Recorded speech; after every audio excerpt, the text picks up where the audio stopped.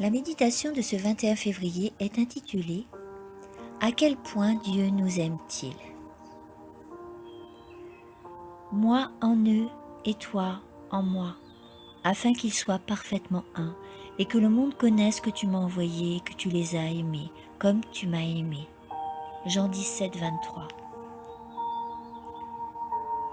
Il semble difficile de croire que le Père puisse aimer tous les membres de la famille humaine comme il aime son Fils. Mais nous pouvons avoir l'assurance que c'est le cas. Cette assurance devrait apporter une grande joie dans tous les cœurs et inspirer le plus grand respect et une immense gratitude. L'amour de Dieu n'est pas incertain et irréel, c'est une réalité vivante. Le Créateur de tous les mondes désire aimer ceux qui croient que son Fils unique est leur sauveur personnel, tout comme il aime son Fils. Aujourd'hui même, à cette heure-ci, il nous comble de ses faveurs. Il nous a fait des promesses concernant notre vie future, mais il nous accorde aussi des dons incomparables dans cette vie. Il nous donne sa grâce et il veut que nous bénéficions de tout ce qui ennoblit, fait croître et fortifie notre caractère. Son objectif est de nous préparer aux cours célestes. Ceux qui vivent en communion étroite avec le Christ seront dignes de sa confiance.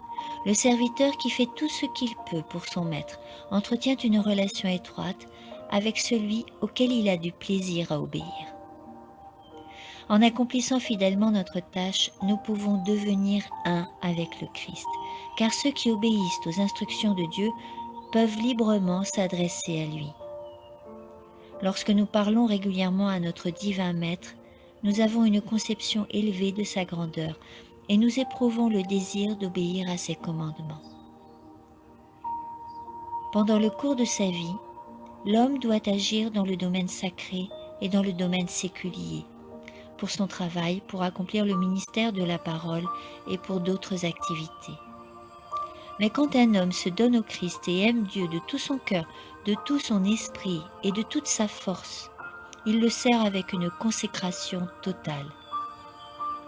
Il sait de qui lui viennent toutes choses et à qui il appartient.